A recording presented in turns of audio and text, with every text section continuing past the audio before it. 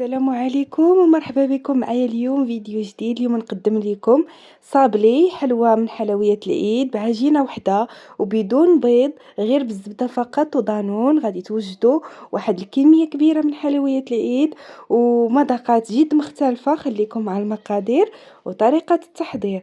اول حاجة غادي نحتاجو 250 غرام ديال الزبدة، غادي نقطعوها بحال هكا بالموس وغادي نرميوها في الهاشوار. الا بغيتو تخدموها بيديكم ماشي مشكل، باش نسهلوا علينا الشغل كنديروها في الهاشوار. القطعه اللي كتقطع لنا جميع انواع الخضروات واللحوم. الموس اللي كيكون فيه غير جوج. وكنديروا كاس ديال السكر كلاصي، كندير كاس ديال سنيده عامر، كنضيف كاس ديال الزيت، وكنزيد كاس اخر ديال الزيت، يعني جوج الكؤوس ديال الزيت،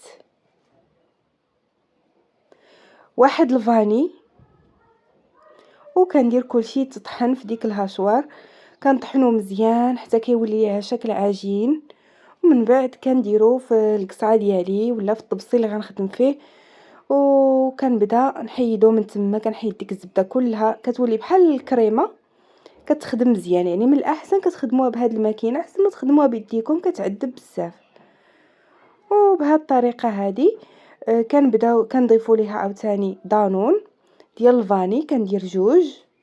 الا بغيتو ديروا نص الكميه كديروا نص ديال باكيه الزبده ديال رابعه، وكديروا كاس من كل حاجه، يعني كاس من السكر مخلط مع السكر سنيده وسكر كلاصي، كاس الزيت وحك الدانون. وهنا راه كنضيف جوج فرماجات، وكنضيف كاس دنشه. راه ما لقيتش راسي صورته، داكشي علاش قلت كتبتها تما.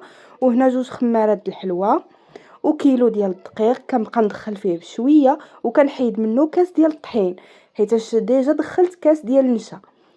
فهمتوني؟ كنحيد كاس ديال الطحين داك كيلو ديال الدقيق صافي، وكتبداو تدخلوه كله. وجوج خمارات في الاخير كتغربلوهم ضروري، جوج خمارات. وكتبداو تحيدوا بحال هكا وتجمعوا العجين ديالكم. العجين خصها تكون رطبه ما تكونش قاصحه، العجين ديال الصابلي. وكنجمعوه غير باطراف الاصابع، ما كندلك ما حتى شي حاجه. كنحاول غير ندخل ديك الدقيق في العجين ديالي بهاد الطريقه هادي. من بعد ما شكلتها دابا غادي نقسمها على 4 ديال الشكيلات. ممكن تقسموها على جوج، ممكن تقسموها على 3، ممكن تقسموها على اكثر. انا قررت انني نديرها على 4 ديال الاجزاء: الجزء الاول والثاني والجزء الثالث والرابع. كنحاول نديرهم قد كنبقى نقص شويه من وحده ونشوف. المهم كنحاول، ما عنديش الميزان، الا عندكم ميزان استعملوه بحال هكا. هنا غادي ندير اول وحده غندير فيها الفلون ديال الشوكولا، وكندير شويه ديال الكاكاو، يعني تقريبا 2 معالق كبار ديال الكاكاو. وكنحاول ندخل في ديك العجين ديالي.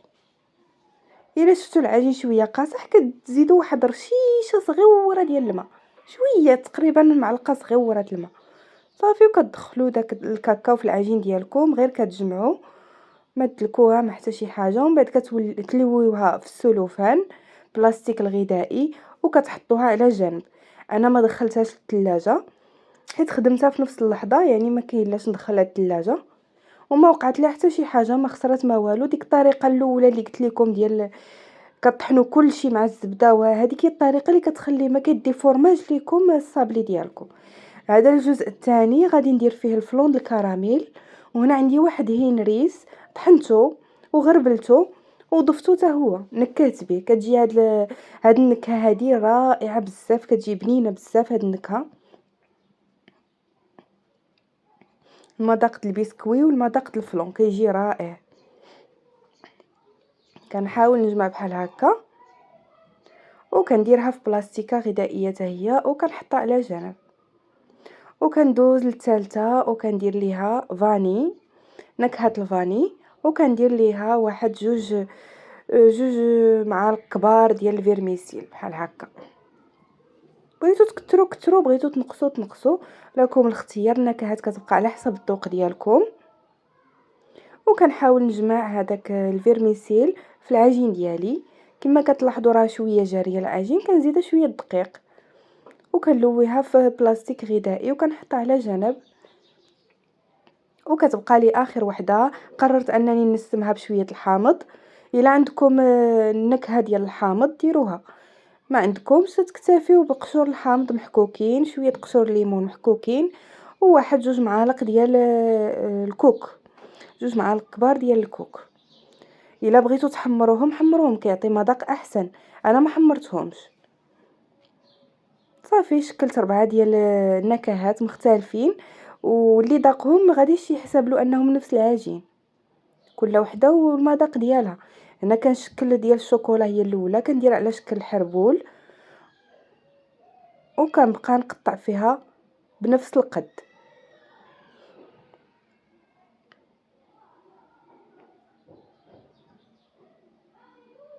بحال هكا كما كتلاحظوا معايا. وكنبقى مستمره حتى كنكمل كلشي، وكنستفها في الطاوه ديالي.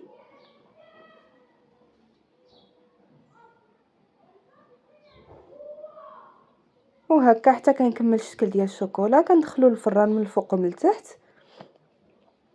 هنا كنشكل هذا ديال الفيرميسيل، كنديرو على شكل مربع سامبل، وكنبدا ندير في الطاوه ديالي بهذا القد. راه ما كيديفورماش ليا الصابلي، راه كيبقى كما كتعجنيه، كما كتقطعي كما كيبقى، حيت ما درتوش في الثلاجه، وحيت الزبده عندي مخدومه مزيان مع السكر والزيت. هذا هو المهم، وهذا هو السر باش ينجح لكم الصابلي ديالكم. وهنا الشكل ديال البسكوي، نكهه البسكوي والكراميل كنقطعو على شكل هكا دائري وريضه، وكنستمر بحال هكا حتى كنكمل كلشي. كندخل الفران وغير يذهب بلا ما نحمروه بزاف، غير شويه كيشد راسو شويه وكيذهب. صافي كنخرجو في البلاصه، ما كيشدش لينا الوقت بزاف في الطياب. كنحاول انني نهزو بالموس باش ما كنخربقلوش الشكل ديالو. وهذا اخر شكل ديال الحامض وديال الكوك، كنديرو على شكل قليب. وكنتمنى الا عجبتكم الوصفه ديال اليوم تبارطاجيو مع الناس اللي عزاز عليكم، تخليو لي جيم وشي كومونتير زوين من عندكم. وكنستمر بهذه الطريقه، وكنحط في الطاوه، وكندير في الفران حتى كنسالي الشكيلات ديالي كاملين، وكنحطهم في واحد الطبيصيل مستفى.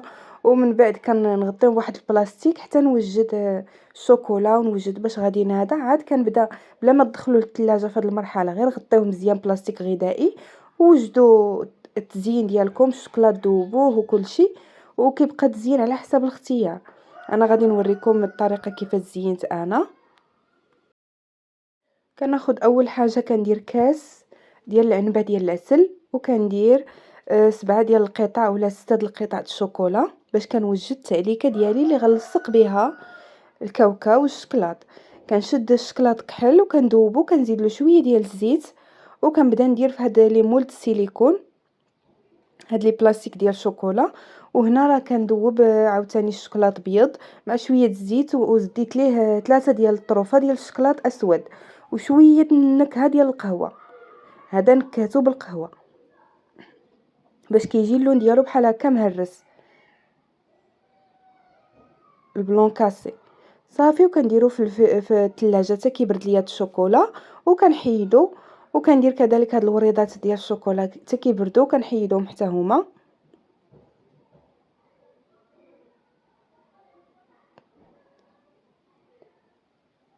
بحال هكا، وكنحطهم في الثلاجه حتى كنسالي كلشي الشوكولا ديالي. وهاد الكوكياجه اللي كتجي بلون كاسي،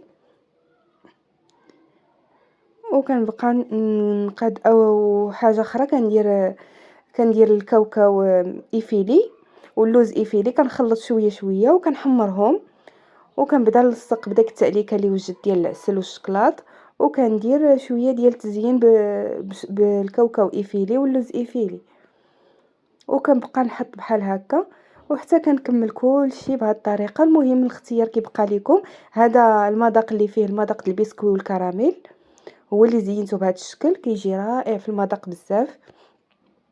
هذا الشكل ديال الفيرميسيل كندير له وريضه بحال هكا، وكندير له الكاوكاو مهرمش بحال هكا، وكنكمل كلشي بهذه الطريقه شويه بشويه حتى كنكمل كلشي.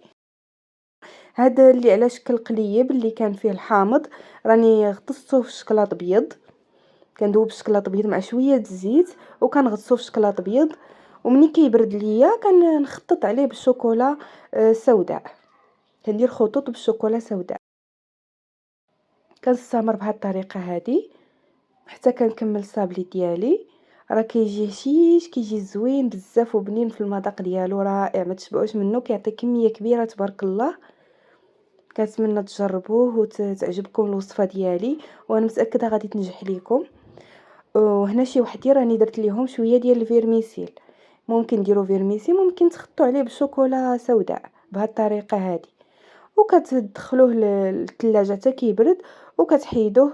ضروري تفرشوا له بلاستيك باش ما يلصقش. وهذا اللي شكل حريبلات بالشوكولا نواغ كنديروه في شوكولا نواغ مع شويه ديال الكاوكاو مهرمش، كندوبوا الشوكولا كنرميو فيها شويه الكاوكاو مهرمش اللي كيكون محمر، وكنديروا بهذه الطريقه هذه حتى كيبرد وكنخطوا عليه بخطوط من الشوكولا سوداء. وهذا هو الشكل النهائي ديال الحليوه ديالي ديال الصابلي د العيد. كنتمنى تنال الاعجاب ديالكم. وإلا عجبتكم ما تنساوش تبارطاجيو مع الناس اللي عزاز عليكم وتخليو لي جيم وشي كومونتير زوين.